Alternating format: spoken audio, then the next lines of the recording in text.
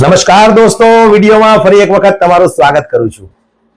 ફરી એક વખત એક પ્રેસ કોન્ફરન્સ યોજવામાં આવી આમ આદમી પાર્ટી દ્વારા। હવે એ પ્રેસ કોન્ફરન્સની અંદર રાજુભાઈ કરપડા અને ખેડૂતોના નેતા ઈશુદાન ગઢવી, આમ તો આપણે કહી શકીએ કે બંને વ્યક્તિઓ ખેડૂતોના નેતા છે। બંને વ્યક્તિઓને ખેડૂત પ્રત્યે ખૂબ લાગણી છે। ત્યારે આજે આમ આદમી પાર્ટી દ્વારા એક પ્રેસ કોન્ફરન્સ કરવામાં આવી। એ પ્રેસ કોન્ફરન્સની અંદર ઈશુદાન ગઢવી જે રીતે ભારતીય જનતા પાર્ટી પર બગડ્યા છે અને ભારતીય જનતા પાર્ટીના જે ભૂકા કાઢી નાખ્યા છે, સૌથી પહેલા તો દોસ્તો આપણે ઈશુદાન ગઢવી શું બોલ્યા છે એમને સાંભળીએ।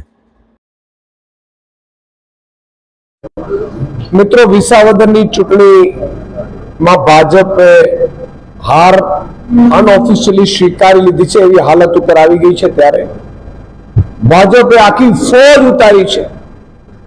મંત્રીઓ, મુખ્યમંત્રીઓ, પ્રદેશ અધ્યક્ષ સહિતની આખી ફોજ ઉતરી છે, કેન્દ્રીય મંત્રીઓ।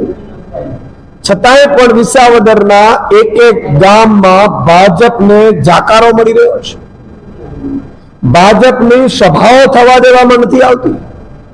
આટલું બધું ધમકીઓ, ડરાવવાની કોશિશ કરવા છતાંય પ્રજા વિસાવદરની અડીખમ ઊભી અને ભાજપના લોકોને ગામમાં એન્ટ્રી નથી કરવા દેતી। જ્યારે ભાજપે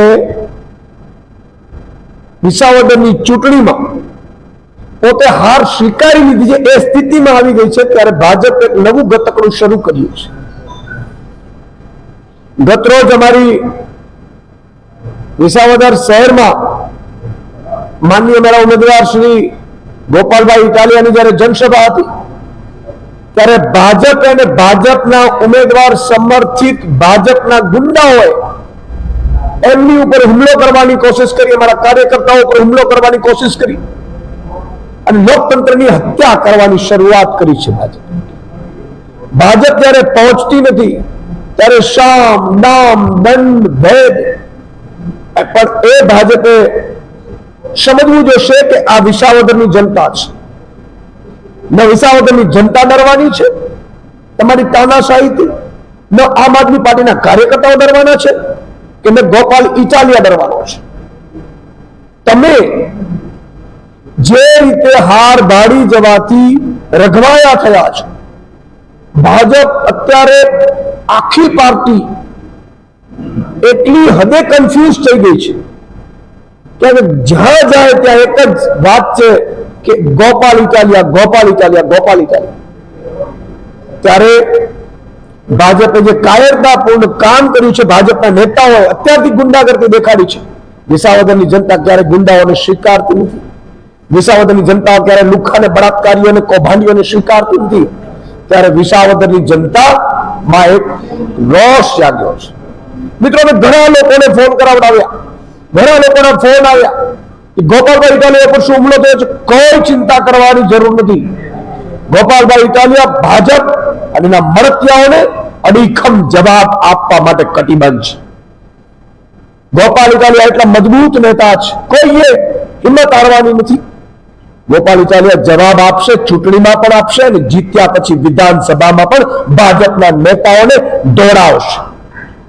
આટલો વિશ્વાસ રાખી તમારા પર જે લાગણી છે, તમારો જે ગોપાલભાઈ પ્રત્યે આમ આદમી પાર્ટી પ્રેમ છે, એ વિસાવદરની જનતામાં દેખાયો। વિસાવદરની જનતા રોષે ભરાઈ ગઈ છે। વિસાવદરની જનતામાં એટલો રોષ થયો છે ગતરોજની ઘટનાથી કે ભાજપ શું કરવા માંડી ગઈ છે।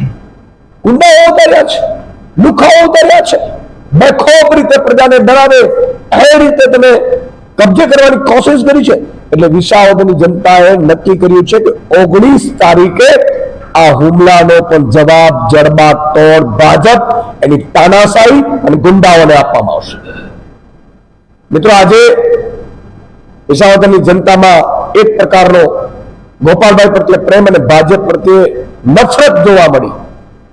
કારણ કે ચૂંટણી છે એ નૈતિકતાથી લડાવી જોઈએ, ઈમાનદારીથી લડાવી જોઈએ, લોકતંત્રની રીતે લડાવી જોઈએ। એક તો તમે 1.5 વર્ષ સુધી વિસાવદરની ચૂંટણી ના આવવા દીધી, કરોડ રૂપિયાનો વિકાસ તમે રૂંધી નાખ્યો અને આજે તમે હાર ભાડી ગયા છો, ચૂંટણી હારી રહ્યા છો, ત્યારે તમે ગુંડાઓને ઉતાર્યા છે. ભાજપના અદના કાર્યકર્તાઓ પણ ગઈકાલની ઘટનાથી એટલા નારાજ છે કે આ શું, ગોપાલ પણ અમારો લાલ છે, વિસાવદર માટે ઈ પણ અવાજ ઉઠાવે છે, ઈ લડે છે, તો એને મારી નાખવાની કોશિશ કરવાની, એના ઉપર હુમલો કરવાની કોશિશ કરવાની. પણ ભાજપના ગુંડાઓ, ભાજપના લુખાઓ યાદ રાખે, ગોપાલભાઈ ઇટાલિયા આમ આદમી પાર્ટીનો એક એક કાર્યકર્તા જડબા તોડ જવાબ આપશે અને વિસાવદરની જનતા પણ જવાબ તમને આપશે. તમારે કોઈ કઈ સવાલ હોય?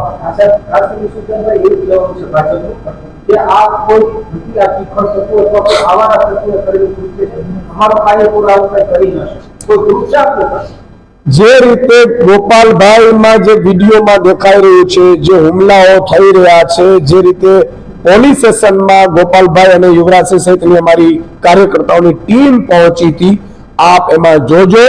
આ પહેલા પણ કોઈ કિરીટ પટેલ ભાઈ માન્યના કોઈ મજબૂત માણસ છે, ત્યાં નાસિર સહિતના કોઈ ટીમ છે, એમણે ભાજપના ઈશારે આ કૃત્ય કરવાની કોશિશ કરી હોઈ શકે છે.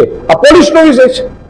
આજે હું એમ કહું છું, ગુજરાતની પોલીસ આપણે અહીંયા ઉતારી છે અને પોલીસ એટલું શોધી નહીં શકે, એ અમારે શોધીને આપવું પડશે. તમે કેમ ભાઈ કિરીટ પટેલ ઉપર હુમલો નથી થતો ભાઈ? કેમ CR પાટીલ ઉપર હુમલો નથી થતો ભાઈ? કેમ મુખ્યમંત્રી ઉપર હુમલો નથી થતો ભાઈ? કેમ ગોપાલ ઇટાલિયા લડે છે, અવાજ ઉઠાવે છે અને અમારા આમ આદમી પાર્ટીના કાર્યકર્તાઓ ઉપર હુમલો થાય? તમે જુઓ, એક બાજુ ભાજપના પ્રચારના જ્યાં ઝંડા લાગેલા હોય એક બંધો આમ આદમી પાર્ટીને ઉતારી દેવામાં આવે, આમ આદમી પાર્ટીના જે પ્રચારના સાધનો હોય એને બંધ કરાવી દેવામાં આવે, પોલીસનો દુરુપયોગ કરવામાં આવે. મેં એવું પણ સાંભળ્યું છે અને પ્રૂફ શોધી રહ્યા છે કે પોલીસોને ભાજપે સૂચના આપી છે, પોલીસ તંત્રમાંથી કોઈ સરપંચોને મળવા જઈ રહ્યા છે. એક પણ પોલીસ અધિકારી જો દેખાડો અને અમારા કેમેરામાં, અમારા કાર્યકર્તાના કેમેરામાં આવી ગયો તો ભાજપનો મુખ્યમંત્રી પણ એને ડિસમિસ થતા નહીં બચાવી શકે. તમે કાનૂનની રીતે તમારી આખી કારકિર્દી ખતમ કરી રાખીશું જો ભાજપના ચમચા થયા છો. તમે તમારું ફરજ અદા કરો, જે શપથ લીધી છે એ શપથ પ્રમાણે કામ કરો. ચૂંટણી પંચને પણ મારી વિનંતી છે, આચારસંહિતાનું યોગ્ય રીતે પાલન કરવું જોઈએ. અત્યારે આચારસંહિતા લાગી છે, મુખ્યમંત્રી પણ તમને ઓર્ડર ન કરી શકે તો ભાજપના પ્રમુખો નેતાઓનું શું વિષાદ છે? એટલે કાયદામાં રહીને લોકતંત્ર બચે માટે કરવાનો છે. અને ગત રોજની ઘટનાથી તો ભાજપના અદના કાર્યકર્તાઓ પણ ભાજપથી નારાજ છે.